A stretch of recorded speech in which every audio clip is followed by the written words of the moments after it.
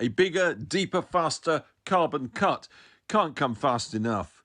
Today, the International Energy Agency is predicting a major surge in CO2 emissions from coal power stations this year, building back worse from the pandemic.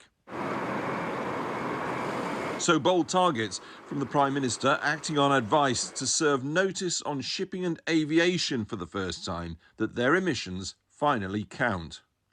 Only the US and Chinese aviation emits more pollution than the UK's does, and until now the industry has been allowed to escape responsibility for that. But what the Prime Minister proposes may change that radically, because for the first time aviation carbon emissions will be included in our measurements, and that sets a precedent globally. And there are signs already that the EU, at least, may be about to follow suit.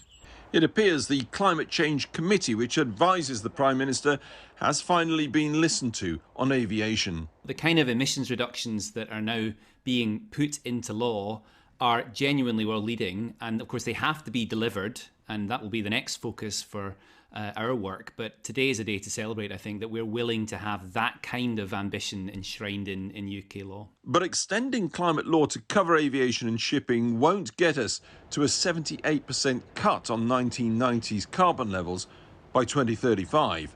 I will join you. I will lie down with you in front of those bulldozers and stop the building, stop the construction of that third runway. And yes. Remember all that? Well, Boris Johnson's bluster about protesting against Heathrow's expansion was one thing.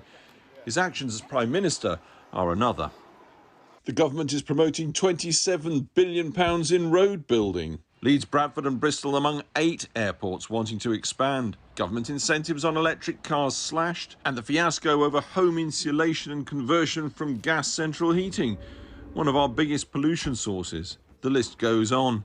The jobs potential in the green economy is, of course, vast, and the government initiatives in areas like Humberside and Teesside bode well for galvanising the carbon shift. We can't just leave communities who have been so far reliant on certain industries of the past. That we could create 1.2 million good green jobs in just 2 years, which would more than account for the jobs that could be permanently lost to COVID.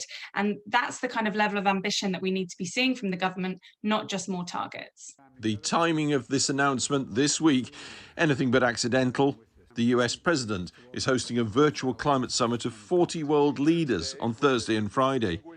So if it looks like the Americans are seizing the initiative from a UK government hosting the vital Glasgow World Climate Summit in November, it is. The sense of say one thing but do another politics gets short shrift in Washington these days when it comes to the politics of pollution.